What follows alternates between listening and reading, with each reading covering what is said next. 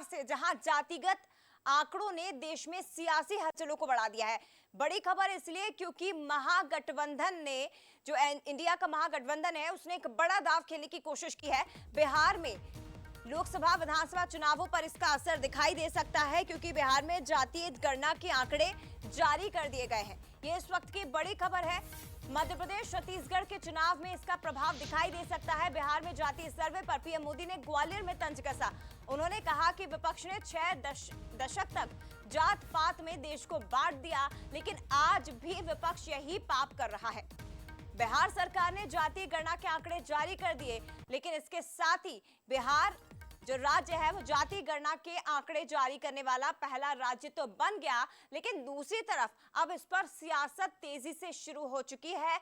आने वाले समय में 5 राज्यों में चुनाव होने हैं, 3 हिंदी भाषित राज्य है। इन पर कितना असर होगा ये देखने वाली बात है। लेकिन फिलहाल इस वक्त की बड़ी खबर, और आपको ये भी जानकारी दे दें कि जो आंकड़े जारी किए गए हैं उसके मुताबिक राज्य में पिछड़ा वर्ग की आबादी 27.12% है। अत्यंत पिछड़ा वर्ग की आबादी 36.01% है। एससी की आबादी 19.65% है और एसटी की आबादी 1.68% है। सबसे कम संख्या 0.60% कायस्थों की है। लेकिन यह बड़ी खबर है क्योंकि ऐसा करने वाला बिहार पहला राज्य बन चुका है। आने वाले राज्यों में जो चुनाव होना है, इसके बाद लोकसभा का चुनाव, इस पर असर दिखाई दे सकता है। लेकिन इसे लेकर पीएम मोदी ने भी तंज कसा कि विपक्ष ने 6 दशक तक जात पात में देश को बांट दिया और आज भी विपक्ष यही पाप कर रहा है।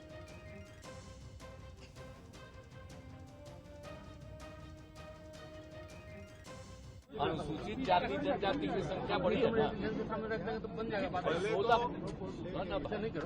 10 वाला फिगर 16% और 1% से थोड़ा कम 1% बढ़ करके बढ़ा है ना।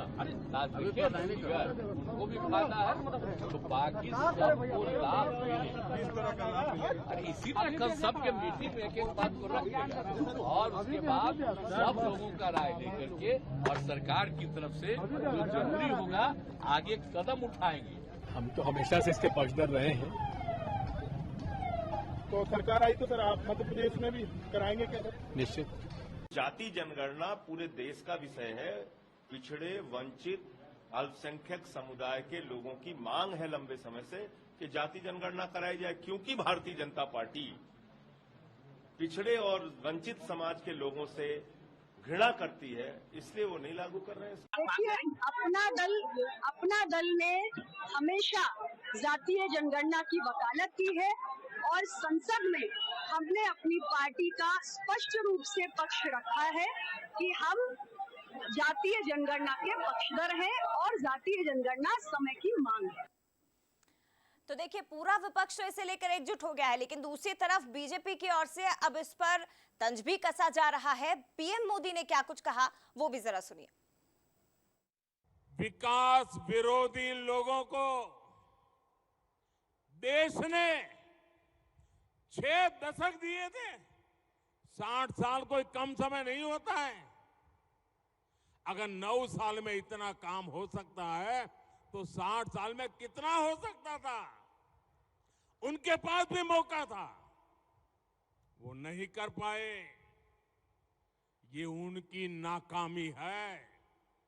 वो तब भी जात पात के नाम पर समाज को बांटते थे, आज भी वही पाप कर रहे हैं। और कांग्रेस सांसद राहुल गांधी ने क्या कुछ कहा वो भी सुनिए। हिंदुस्तान की सरकार जानती है, नरेंद्र मोदी हिंदुस्तान के ओबीसी को ये बताना नहीं चाहते हैं कि आप कितने हो, क्योंकि वो आपको भागीदारी नहीं देना चाहते हैं। ओबीसी कितने हैं और उनकी भागीदारी कितनी होनी चाहिए, ये हिंदुस्तान के सामने सबसे बड़ा सवाल है। और कांग्रेस पार्टी की हिंदुस्तान में सरकार है, पहला काम ये हम करके दिखाएंगे। और चलिए, इसी पर ज्यादा चर्चा हम करेंगे। हमारे साथ न्यूज हेड शरद द्विवेदी जी इस वक्त फोन लाइन पर जुड़ गए हैं। शरद जी, जो जातिगत इस वक्त सियासी जो समीकरण इस वक्त बिहार में चल रहे हैं और देश भर में, उसको देखते हुए सर रामधारी सिंह दिनकर की एक पंक्ति है, नाम धाम कुछ बताओ, बताओ कि जाति कौन हो तुम।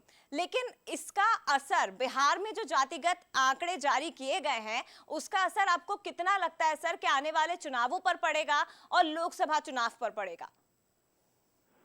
देखिए, भारत की जो ताकत है वो विविधता में एकता है। लेकिन जब भी बाहर से आए हुए लोगों ने या फिर देश में भी हुकूमत करने वाले लोगों ने जाति का कार्ड खेला है तो भारत का नुकसान हुआ है। लेकिन कहा जरूर ये जाता है कि जात न पूछो साधो की, लेकिन भारत को चाहे अंग्रेजों ने बांटा हो या अंग्रेजों की खास तौर पर हम बात करेंगे, और उसके बाद जो सियासत का सिलसिला आजादी के बाद शुरू हुआ, तब से लेकर जाति हमारा पीछा नहीं छोड़ती है।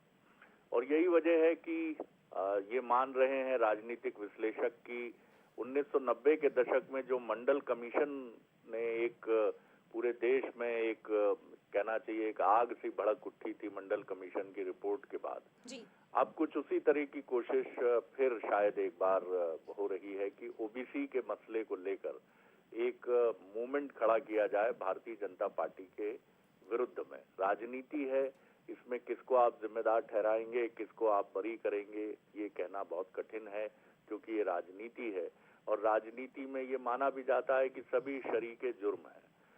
ये तो हुई दार्शनिक व्याख्या, लेकिन अगर हम इसकी बात करें तो निश्चित तौर पर भारतीय जनता पार्टी के हिंदुत्व के मुद्दे के विरुद्ध इंडिया ने ये तय किया है कि वो इस कार्ड को बहुत तेजी से उठाएंगे। यही वजह है कि वो राहुल गांधी जो अब तक अडानी और डिफेंस डील के इशू को लेकर हमलावर होते थे बीजेपी और प्रधानमंत्री के विरुद्ध, वो अब सिर्फ एक ही बात कह रहे हैं, ओबीसी ओबीसी ओबीसी।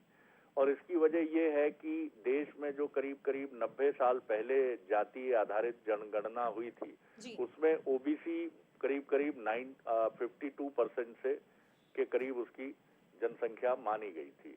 और आज भी ये माना जाता है कि वो सर्वाधिक जो देश में जाति आधार पर जनगणना हो तो सर्वाधिक आबादी ओबीसी की सामने आ सकती है। अब इस कार्ड को इंडिया छेड़कर ये बात उठाना चाहता है और बीजेपी को असुविधा में डालना चाहता है कि ओबीसी को सरकारी नौकरियों में और उन तमाम जगह जहां रिजर्वेशन है वहां उसका प्रतिशत बढ़ना चाहिए, क्योंकि उसकी आबादी देश में अधिक है। अब चूंकि बीजेपी के तमाम बड़े पदों पर स्वयं प्रधानमंत्री और कई बड़े नेता इसी वर्ग से आते हैं, तो ये उनके लिए एक चुनौती होगी। इससे ओबीसी में भी डिवाइड करने की एक कोशिश समझ में आती है, और अगर आप ओबीसी के पक्ष में फैसला नहीं करते हैं तो ओबीसी नाराज होता है, ओबीसी के पक्ष में फैसला होता है तो जो आरक्षण की पात्र एससी और एसटी हैं उनमें असंतोष की आशंका से इनकार नहीं किया जा सकता है। तो एक तरफ कुआं है, एक तरफ खाई है उस सरकार के लिए जो केंद्र में है, और यही राजनीति का केंद्र बिंदु है इंडिया की कि वो इस मसले को लेकर, और इसकी शुरुआत नीतीश कुमार के जरिए बिहार से हुई है, जो मुझे लगता है तमिलनाडु पहुंच सकती है और कुछ अन्य गैर भाजपाई राज्य सरकारों तक भी जा सकती है जो जातीय जनगणना के आंकड़े जारी कर सकते हैं। जया।